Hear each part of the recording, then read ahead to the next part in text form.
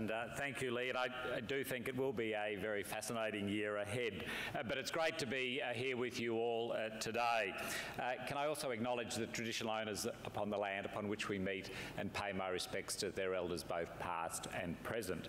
I'd also like to acknowledge both present parliamentarians, international guests, speakers, delegates, one and all, and champions of Australian industry more broadly.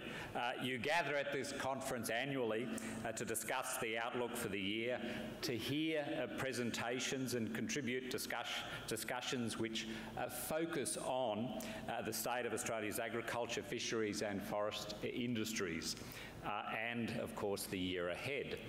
Today I have the pleasure of starting the conversation and opening the 2013 ABARES Outlook Conference, and I'll take you through some of the work the government is doing for our producers, farming communities and primary industries, and how we're contributing to the future of food and the future of farming.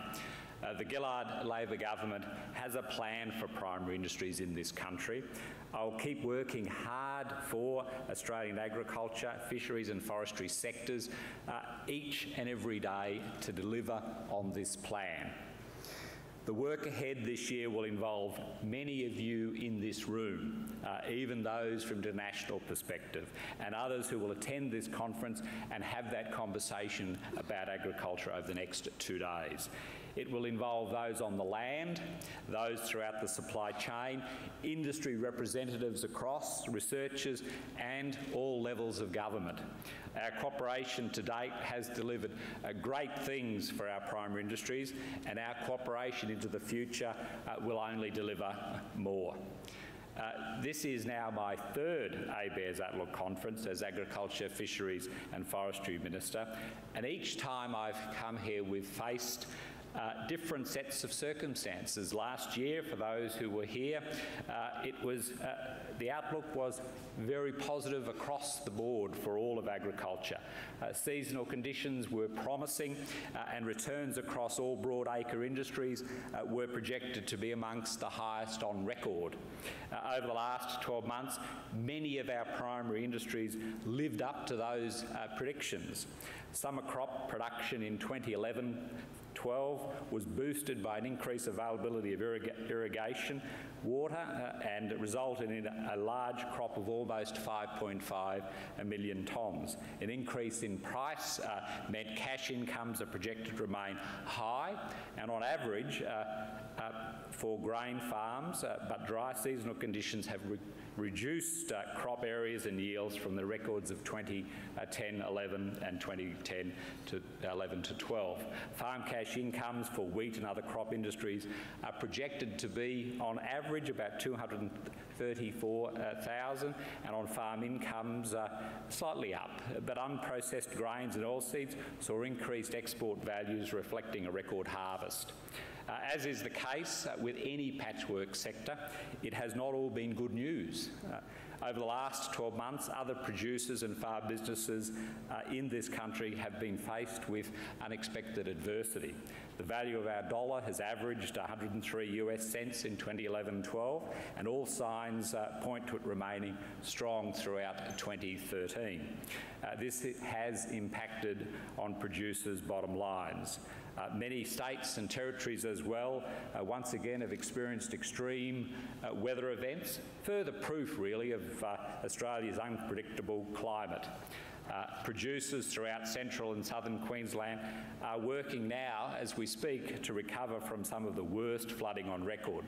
In parts of Western Australia, communities and producers are recovering from the effects of tropical cyclone. Heavy rain and flooding has also affected farming and communities in northern New South Wales.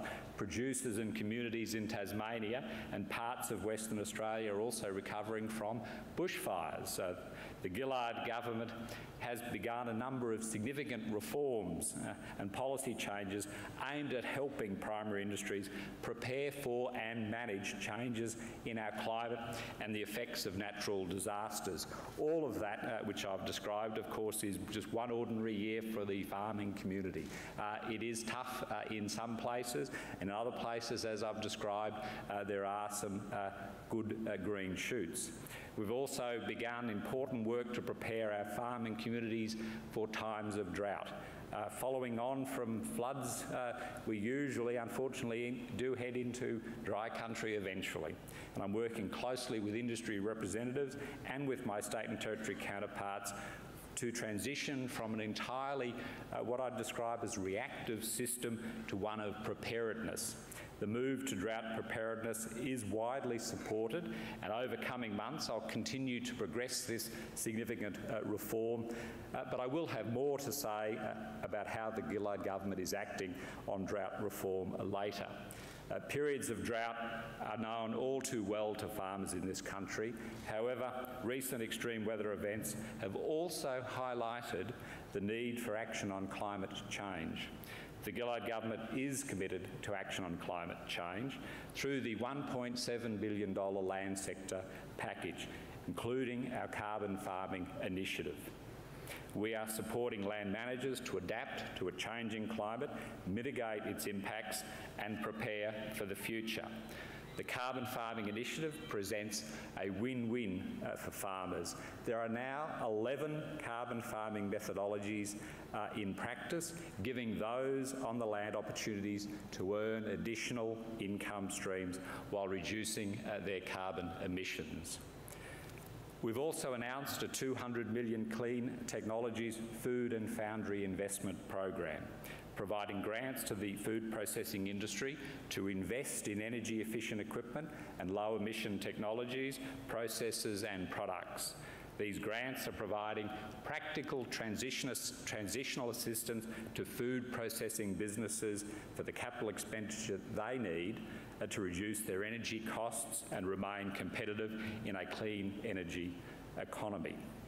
More than 90 processing businesses have shared in over $48 million to help reduce their energy use and implement cleaner technologies, thereby reducing their power bills. Preparedness and planning will help mitigate the impacts of our changing climate. However, there will always be times when we do need as a government to respond to natural disasters. The Gillard Labor government has been there to help those communities and primary producers hit by recent floods and cyclones and fires. We've worked closely with industry and government to deliver the assistance needed to get people and businesses back on their feet. After the 2010-11 floods, cyclones and fires, the government committed almost $7 billion to assist the rebuild across Australia. This summer, the Gillard government has again stood shoulder to shoulder right across Australia with communities who have been impacted by floods and fires. We will again be supporting those communities for the need to get back on their feet, to build and rebuild their communities and bring back that support for those communities that is so vitally needed. It is vital work and just one part of our plan to build a stronger future for Australia's primary producers. The government has also worked to deliver a suite of important reforms to deliver on that plan. Just touching on some of those, reaffirming our commitment to rural research and development by continuing to match contributions and unveiling a new rural R&D policy statement which includes strategies to increase private investment in R&D and increase extension uptake. Overcoming the politics played by the coalition to fully deregulate the wheat industry. Modernising our biosecurity system by developing new biosecurity legislation and committing more than $400 million for a new post-entry quarantine facility. Rolling out reform to export certification. Why? To reduce red tape and improve efficiency of our Australian primary producer industry exporters to ensure that we can get our trade into overseas markets. Announcing a new strategy for engagement with Asia, the Asian Century White Paper, with specific focus on agriculture and the opportunities that it presents for us. Taking steps to ensure transparency and confidence in foreign investment in agriculture by committing to introduce a foreign investment register.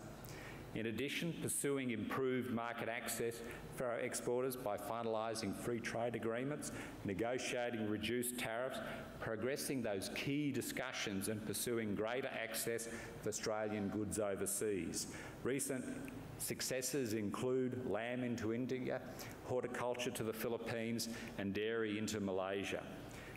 Rolling out significant reforms to the live export trade to all of our export markets in partnership with industry, improving animal welfare and putting trade on a sustainable long-term footing. Modernising the regulation of chemicals by introducing legislation to reform registration and provide for reviews to ensure the health of our farmers and consumers, which is our top priority. Pursuing reforms to food labelling, including mandating grown-in claims on most fresh produce and working on implementing changes as a response to the Blewett review into food labelling. Securing our funding for Caring for Our Country, an initiative with a specific agricultural focus. Why? To ensure that agriculture gets its place and able to provide greater emphasis for our rural industries. Advancing our commitment to land care by rolling out $31 million in grants in this past year has really highlighted the efforts of volunteers, and we've recognised those with the inaugural Bob Hawke Award. Commissioning the first comprehensive review of our fisheries management system to ensure our fisheries remain amongst the best managed in the world. And we'll continue to work to make sure that we stay at that forefront. Achieving the passage of historic illegal logging legislation through Parliament, which saw an immediate prohibition on the trade of illegally sourced timber products. And recently, I've seen the EU regulations on illegally logging commence on Sunday. We're acting in concert with the world to ensure that we have a practice of illegally logged timber stamped out, but to then make sure we have domestic opportunities for jobs here. These are all important achievements throughout this year for our primary industries, and they don't rest there. The Gillard government work is not done yet. This government has a long-term plan for our primary industries. A pivotal component of that plan is the work this government is doing to position Australia's food sector from paddock to plate for the future. The current state of our food sector speaks volumes about the opportunities that are upon us. Our farms produce about $42.6 billion worth of food at the farm gate through 2011-12. We export about $30.5 billion worth of food each year, 11.5% of Australia's total merchandise trade. This is our highest export result since 2001. Australia does have a food surplus, which is the difference between exports and imports, by about $19.2 billion, ranking us in the top 10 of countries in the world. We do contribute significantly to global food security.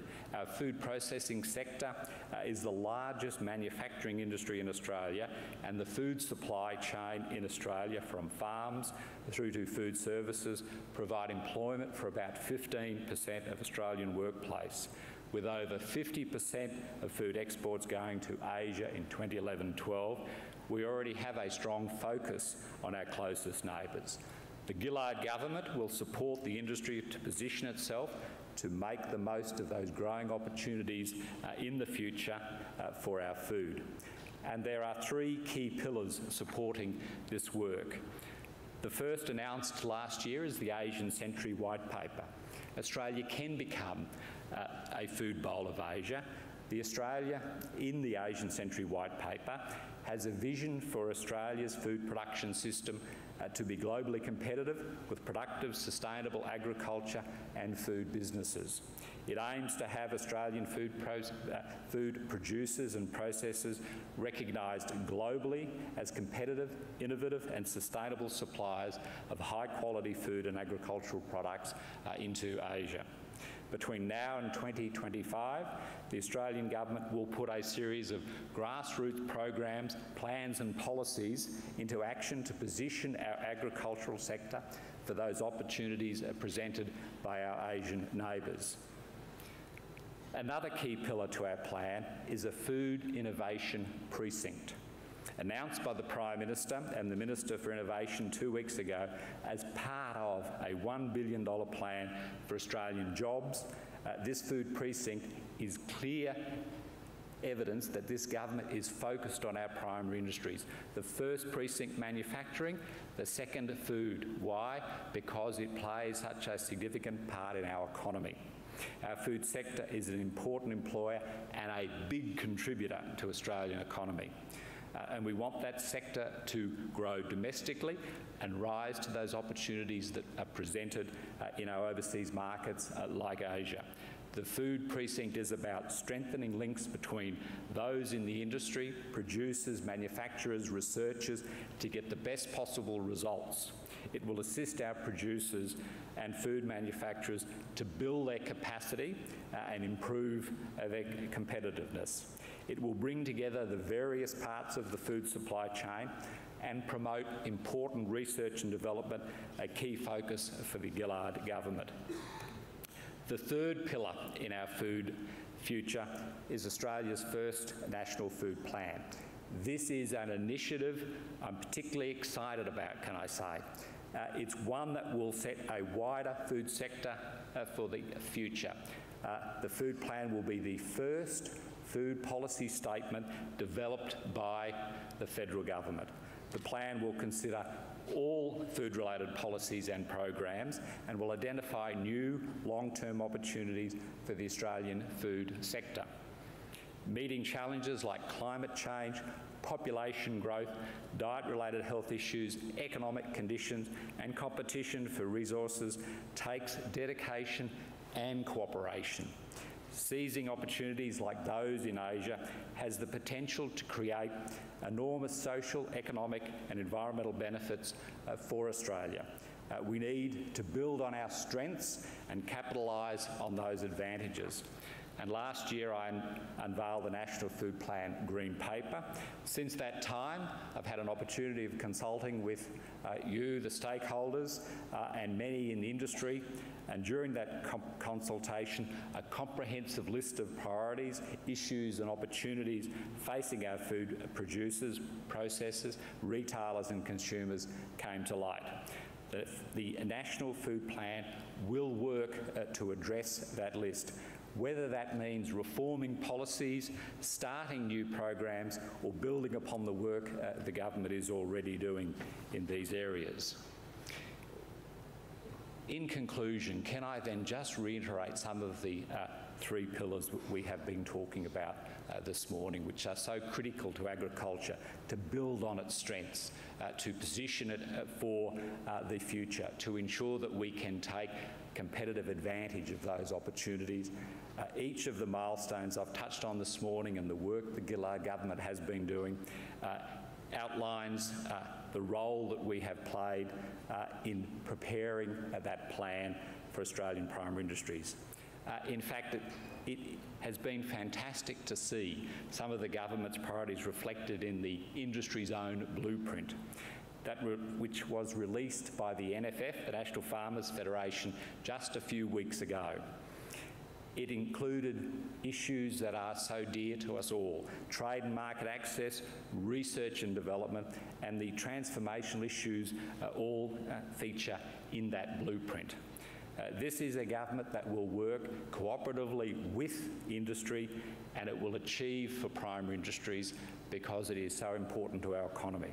And I look forward to working with agriculture, fisheries and forestry sectors more broadly to continue to deliver on Labor's plan for a strong future for our primary industries. Then, can I say on a personal note, thank you for this is my third 2013 ABARES Outlook Conference, and may you all have a fantastic conference and enjoy the many speakers that will present and stimulate the discussion. Can I then say I will look with great opportunity for some of the discussions that you do have and the reports you produce for the Outlook Conference, because it all feeds in to that policy formation about how we can achieve for agriculture. Thank you very much, and thank you, Lee.